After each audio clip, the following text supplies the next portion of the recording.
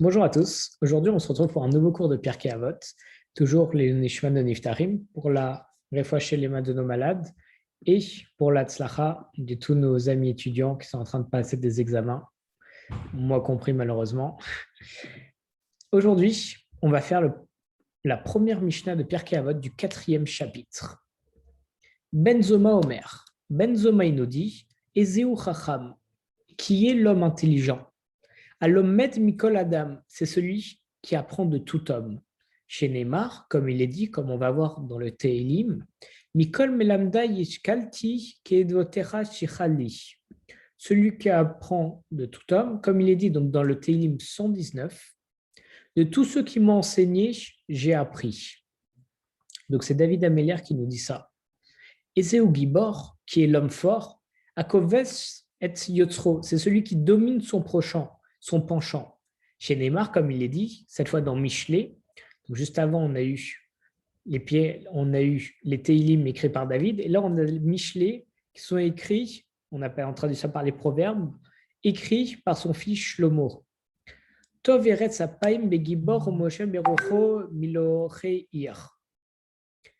Comme il est écrit, c'est bien de maîtriser sa colère pour un homme fort et de se dominer pour le conquérant d'une ville. Alors, on est à la moitié du Pirkei Avot et on va commencer par expliquer un petit peu cette partie pour ensuite s'attaquer à la suite parce que le Pirkei Avot est légèrement long. Donc, on commence par des enseignements de Benzoma. Il nous dit qui est l'homme sage. Automatiquement, si on pose la question à n'importe qui, c'est qui l'homme intelligent? L'homme sage, c'est celui qui a une super mémoire, c'est celui qui est logique, c'est celui qui va très vite et qui calcule très vite. Mais en réalité, la question qu'on peut se poser, c'est pourquoi est-ce que chaque personne a une version différente de l'intelligence? Si je vais demander à un mathématicien qu'est-ce que c'est quelqu'un d'intelligent, il va me dire celui qui calcule super vite, celui qui trouve tout de suite les équations et les solutions. Si je demande à quelqu'un d'autre, tu vas me dire celui qui a une super mémoire, il lit une fois, il retient tout. Pourquoi est-ce que tous ces avis peuvent différer? Si je demande à quelqu'un c'est quoi quelqu'un de riche, on me dira c'est quelqu'un qui a beaucoup d'argent. Par contre, si je vais voir malheureusement quelqu'un qui habite dans le tiers-monde, dans le tiers-état, sont des personnes dans des pays pas très développés, on va leur dire c'est quoi quelqu'un de riche? Ils pourraient nous répondre c'est quelqu'un qui peut avoir de l'eau tous les jours. Mais nous qui habitons en France, par exemple, au Hachem, avoir de l'eau tous les jours, c'est normal. Donc, lorsqu'on nous demande c'est quoi quelqu'un de riche, on dirait c'est celui qui a une villa. Après, si je vais à Miami, là où tout le monde a des villas, on leur dit c'est quoi quelqu'un de riche? C'est quelqu'un qui a des yachts, des hélicoptères, etc. Comment ça se fait que là aussi, les avis diffèrent? C'est par une règle qu'on appelle la relativité. C'est quoi la relativité? C'est que chaque chose, absolument tout est relatif. Vous savez quoi? Ça veut dire quoi relatif? C'est que ça diffère selon le point de vue.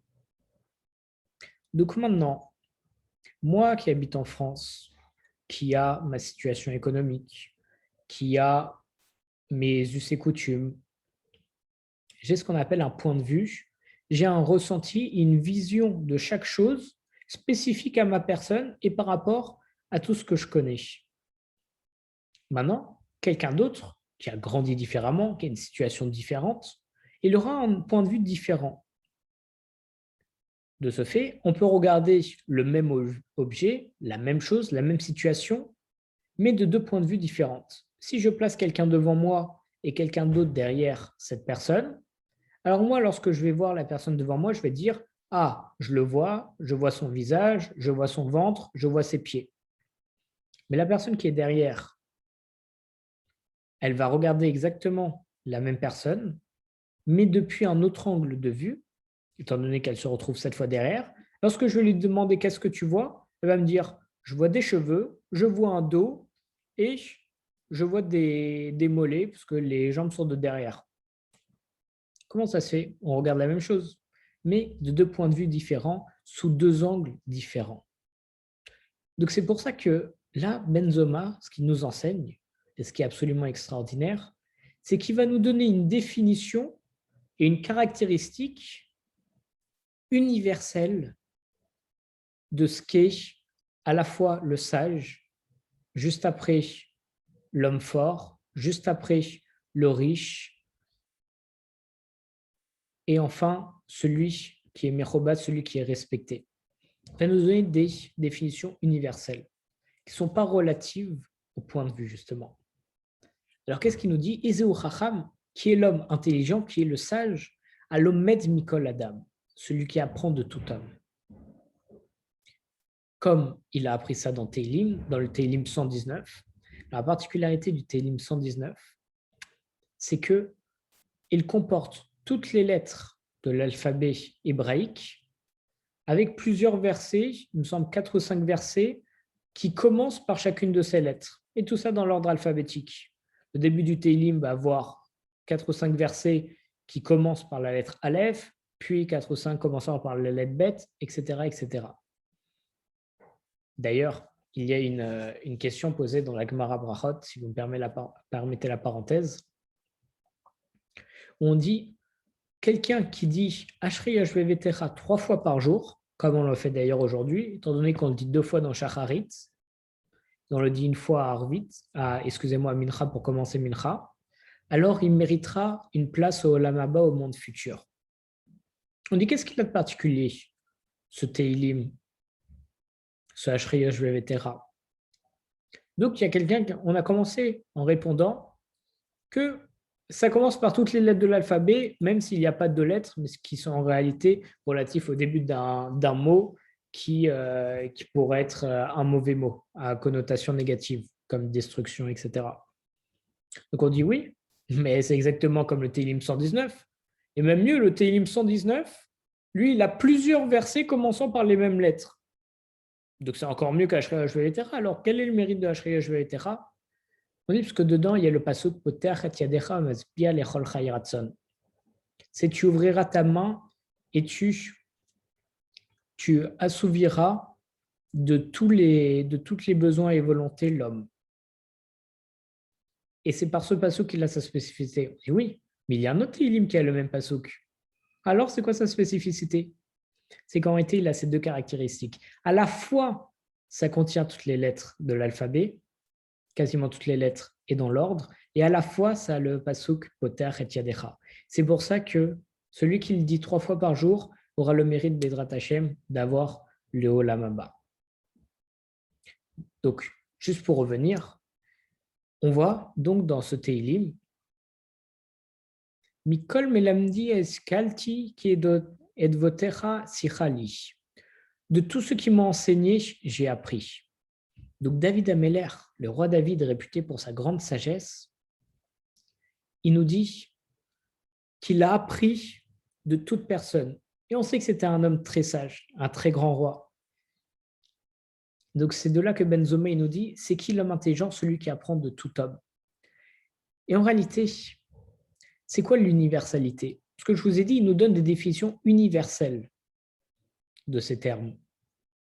Universel qui est en contradiction avec relatif. Parce que relatif, chacun va avoir un point de vue différent, parce qu'il va voir la chose d'un point de vue grâce à un prisme différent. Et là, donc on est en contradiction, on est de l'universalité. Mais ce qui est fort, c'est qu'il nous a répondu en nous disant celui qui apprend de chaque homme. Et je viens de vous dire que chaque homme a une vision différente. Ce qui fait que c'est quoi l'universalité? C'est l'addition de toute la relativité. Si j'additionne chaque point de vue relatif, je vais en venir à une chose unie qui va être l'universalité. C'est ça la beauté. Qui est l'homme intelligent? Celui qui apprend de tout homme. Ça veut dire que je ne vais pas me cantonner à mon point de vue, qui va être différent des autres. Je vais avoir mon point de vue sur chaque chose, ce qui est normal et naturel, mais je vais essayer d'apprendre et de comprendre le point de vue de l'autre pour pouvoir le comparer avec le mien, voir lequel est le plus légitime et pouvoir apprendre de l'autre. Et ça pour chaque personne. Et c'est comme ça que je vais pouvoir comprendre pourquoi est-ce que lorsque je fais une réaction à quelqu'un, il a réagi de la sorte alors que moi je le faisais avec bienveillance. Si je fais un jour une réprimande à quelqu'un, je le fais par amour, parce que je l'aime, je veux qu'il se corrige. Mais lui, il le prend très mal. Alors moi, je commence à m'énerver, je dis, pourquoi tu le prends mal? Je l'ai fait par amour. Et lui, il s'énerve encore plus du coup. Moi, je ne comprends pas pourquoi il a pris mal, et lui, il ne comprend pas pourquoi est-ce que je lui ai dit ça. Alors quoi, à chaque fois, on va rester dans un blocage parce qu'on n'essaye pas de comprendre le point de vue de l'autre. Et c'est pour ça que la définition de l'homme sage, c'est celui qui apprend de tout homme. Lorsque tu vois qu'il y a une contradiction, vos points de vue divergent sur un point, alors essaye de comprendre le point de vue de l'autre. Parce qu'en le comprenant, on ne demande pas de l'accepter ni quoi que ce soit. Chacun a son avis, mais comprends. Et lorsque tu comprends, tu pourras comparer avec le tien et parfaire ton idée de la chose. C'est comme une personne qui apprendrait toute sa vie les mathématiques. C'est un expert en mathématiques, mais cette personne ne peut pas comprendre le monde. Lorsqu'on vient de lui parler d'autres choses, il ne comprendra pas. Pourquoi? Parce qu'il ne s'ouvre pas aux autres choses. Il faut s'ouvrir et c'est en s'ouvrant qu'on pourra comprendre, enfin, bien entendu, à un niveau très restreint, le monde. Je dis un niveau très restreint étant donné que c'est d'une complexité qui sort totalement de l'ordinaire et que tout est créé par Akadosh Baruch Hu. C'est pour ça qu'on ne pourra jamais le comprendre véritablement. Mais il faut comprendre l'autre. On dit c'est celui qui apprend de tout homme. On nous apprend aussi autre chose par là. C'est dire quoi apprendre de tout homme?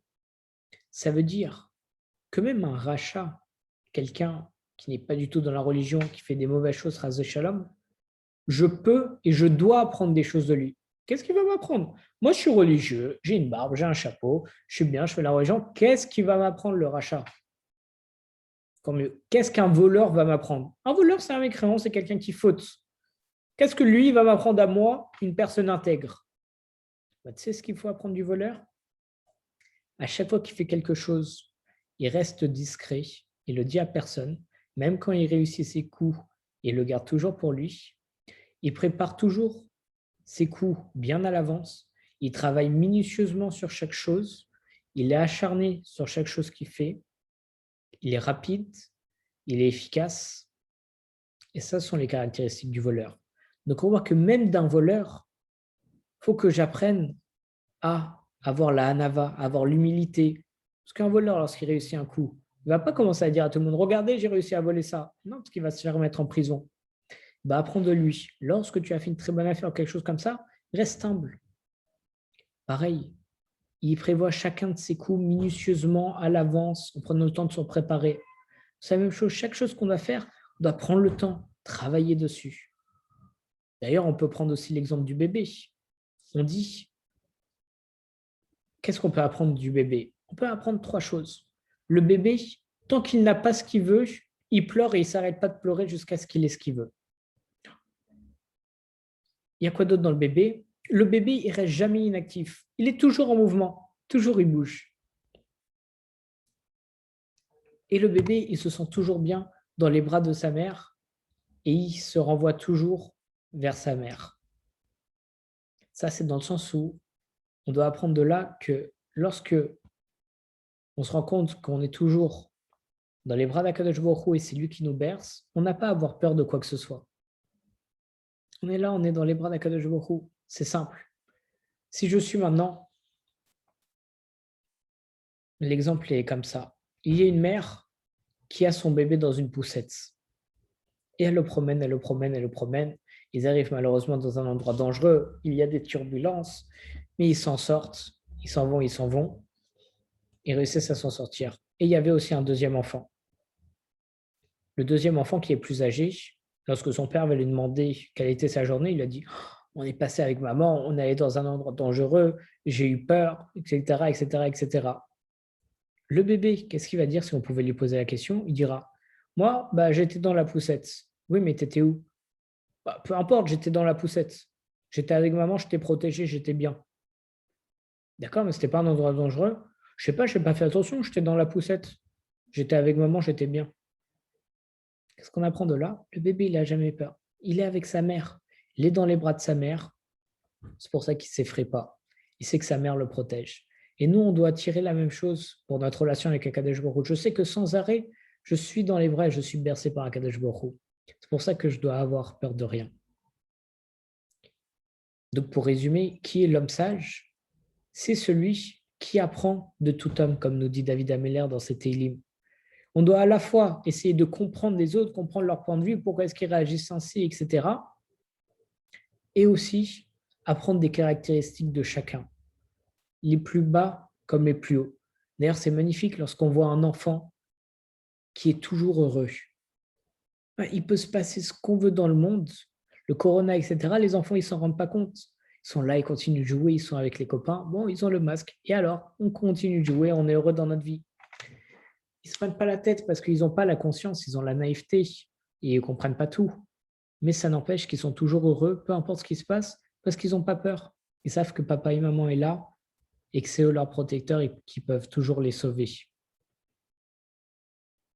Ensuite, pour passer à la deuxième partie de ce que nous dit Benzoma, il nous dit « Ezeu Gibor », qui est l'homme fort.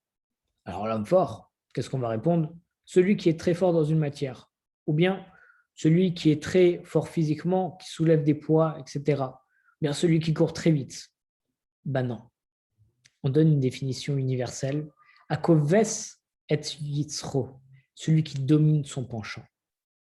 Chez Neymar, comme il est dit dans Michelet, donc cette fois écrit par Shlomo Ameller, le fils de David, Tov erech apem gibor ou moshel berocho melocher ir. C'est bien de maîtriser sa colère pour un homme fort et de se dominer pour le conquérant d'une ville. Qu'est-ce que ça signifie? Qui est l'homme fort? Celui qui domine son penchant. C'est-à-dire quoi dominer son penchant? On sait que, on apprend ça en philosophie, il y a trois choses entre guillemets dans nos têtes. Vous allez voir, je vais vous expliquer. On a ce qu'on appelle le moi, le ça et le surmoi. En fait, on a le ça, C-A, qui est toutes nos pulsions, toutes nos envies primaires, animales, si je puis dire. C'est toutes nos envies qui nous donnent de nous jeter sur de la nourriture, de manger directement, de subvenir à tous nos besoins, mais de manière impulsive, comme des animaux. Ensuite, on a le surmoi. Et c'est ça qui va différer par rapport aux animaux. Le surmoi, c'est une conscience avec un ensemble de mœurs, un ensemble de codes dans la société qui viennent combattre le ça. Mon ça, il me dit que quand j'ai faim, j'ai envie de me jeter sur de la nourriture. Mon surmoi, il me dit, attends, tu as faim? Ok, tu vas manger. Mais tu vas te poser gentiment à table, tu vas prendre des couverts, tu vas le faire correctement. Et cette lutte entre le ça et le surmoi, le ça qui va dire non, j'ai très faim, je vais me jeter sur la nourriture. C'est pour ça que parfois on va très vite sur la nourriture, ou bien le surmoi il arrive bien à nous dominer. Du coup, on fait tout correctement. Bah, la lutte entre ces deux choses, ça donne le moi. Le moi, c'est quoi? C'est le résultat. C'est ce qui est représenté, ce que représente chaque personne. Donc là, il nous dit qui est fort, celui qui domine son penchant. En philosophie, donc, on pourrait dire que le penchant, c'est le ça. C'est toutes nos pulsions. Notre yetzerara. Notre yetzerara qui va nous dire, lorsque je passe à côté d'une boulangerie, pas cachère, qui sont extrêmement bons, vas-y, va acheter. Ça te donne envie. Va, prends, profite. Maintenant, l'homme fort, c'est celui qui a un surmoi puissant et qui est là et qui dit non, c'est pas cachère, je ne vais pas aller dans mes pulsions. Je dis non, je ne vais pas manger pas cachère, je prends sur moi. Et ça pour chaque chose. Qu'on ait envie de fauter Razécham pour quoi que ce soit, l'homme fort, celui qui dit non, je me retiens, je ne vais pas le faire. Et une grande force, enfin, grande force, pas forcément, parce que chaque force par rapport à des épreuves est relative à la personne. Parce que quelqu'un qui aime énormément la nourriture aura beaucoup plus de difficultés à ne pas manger pas cachère, par exemple, Razé Shalom, plutôt que de se retenir plutôt que d'aller faire la prière le matin. Ça va plus être facile pour lui de faire la prière le matin que de se retenir de manger pas cachère. Quelqu'un d'autre, ça va être très difficile pour lui de se lever le matin pour aller prier. Par contre, manger pas cachère, de toute façon, c'est hors de question pour lui, il ne le fera jamais. C'est pour ça que selon les épreuves, avec les épreuves, selon les personnes, ça diffère. La force qu'il pourra avoir par rapport à l'épreuve, parce que pour certains, c'est plus facile que d'autres. un exemple encore plus facile, c'est un mathématicien. Ça sera beaucoup plus facile pour lui de faire une équation mathématique que de commencer à résoudre des problèmes de médecine. Mais un médecin, il n'arrivera pas à résoudre les problèmes mathématiques, mais les problèmes de médecine, oui. Donc, on revoit un petit peu le principe de relativité qu'on a commencé à énoncer au début du cours. Donc là, pour rappel, Benzoma, il nous dit qui est l'homme fort, celui qui domine son penchant. Comme on a vu dans Michelet, c'est bien de maîtriser sa colère pour un homme fort, de se dominer pour le conquérant d'une ville. Là, on dit que lorsque quelqu'un se retient d'exprimer sa colère, bien de dire du lachon hara, ou bien de répondre lorsqu'on commence à l'insulter, par exemple, alors ça lui efface toutes ses fautes. Parce que c'est tellement dur à la fois le fait de parler, de répondre lorsque quelqu'un nous parle, peu importe le sujet, répondre même à une simple réponse, pas forcément avec des connotations insultives ou quoi que ce soit. Répondre, c'est naturel. C'est quelque chose qu'on a appris depuis qu'on est tout petit. On nous pose une question, on répond. On nous parle, on répond. C'est normal, c'est comme ça qu'on crée un dialogue, une communication, et la communication est à la base de toute relation. Donc, lorsque je vais me retenir, lorsqu'on m'insulte par exemple en public, lorsque je vais me retenir de ne pas rétorquer, je vais à la fois aller à l'encontre de tout ce qu'on m'a appris depuis tout petit, le fait de répondre lorsqu'on parle, et en plus, je vais aller contre mes pulsions colériques qui vont me pousser extrêmement fortement à répondre et à, Chas Shalom, dire quelque chose que je regretterai. Et c'est là où on voit la force d'une personne. C'est quelqu'un qui arrive à se retenir de tout ça. Parce qu'en plus de ça, pour mettre un petit peu de grain de sel, si vous me permettez l'expression, sur cette situation, si on est en public, on commence à ressentir de la honte, surtout si on ne répond pas. On va se dire, mais pour qui je passe? Je ne réponds pas alors qu'on est en train de m'insulter. Plus peut-être qu'il y a quelqu'un qu'on apprécie et qui voit la scène. Alors on se sent très mal. Mais à partir du moment où j'arrive à me retenir de tout ça, alors là, je suis appelé un gibor, un homme fort. Parce que c'est là où j'ai dominé mon penchant, c'est là où je suis allé au-delà de ma colère, qui est une pulsion naturelle. Et ça se fait en quelques instants, en une fraction de seconde. Lorsque quelqu'un me parle, je réponds tout de suite. Je n'ai pas forcément besoin de réfléchir pour répondre, pour des phrases banales et quotidiennes. Et bien là, pour me maîtriser, pour rattraper ce qui peut partir en une fraction de seconde, qui est impulsé par de la colère et par ce que j'ai appris depuis tout petit, alors ça, c'est une véritable force. Mais en vrai, cette force, on l'a tous en nous.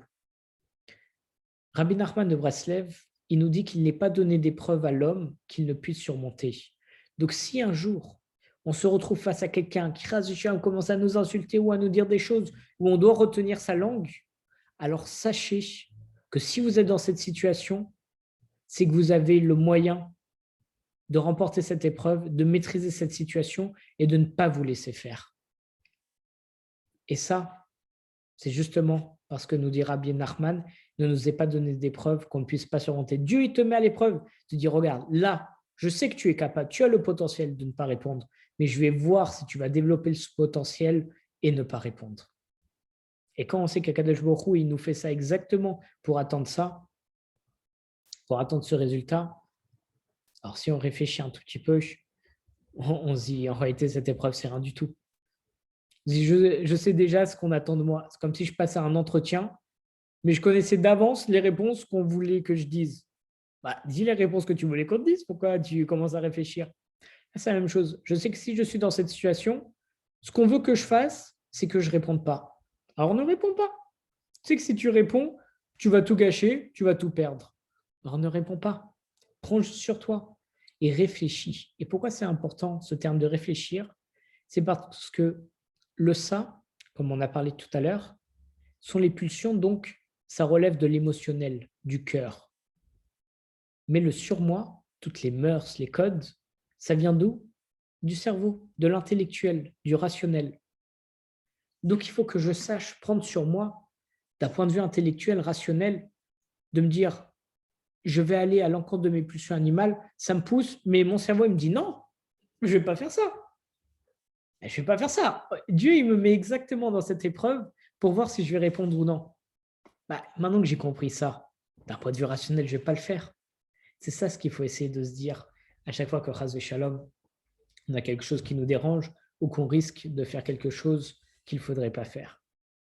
Donc, pour résumer, avec votre permission, cette moitié de Mishnah de Pirkei Avot, je rappelle, c'est la première Mishnah du 4e chapitre. Ben Zoma, il nous dit, qui est l'homme intelligent, l'homme sage? C'est celui qui apprend de tout homme. Comme David Ameller, il nous disait, j'apprenais de tous ceux qui m'ont enseigné. Il faut apprendre de chacun, de comment ils réagissent, de quel est leur point de vue pour essayer de comprendre d'un point de vue universel chaque chose. Puis il nous dit, Ezeu Gibor, qui est l'homme fort, c'est celui qui domine son mauvais penchant. Son penchant. Dès qu'on veut faire quelque chose, qu'on a une pulsion vers quelque chose, vers une faute, qu'on a envie de le faire, si tu arrives à le dominer par ton intellect en te disant non, je sais que c'est pas bien, je ne vais pas le faire, alors dans ce cas-là, c'est à ce moment-là que tu seras appelé Gibor, un homme fort. Chazak Ubor tout le monde.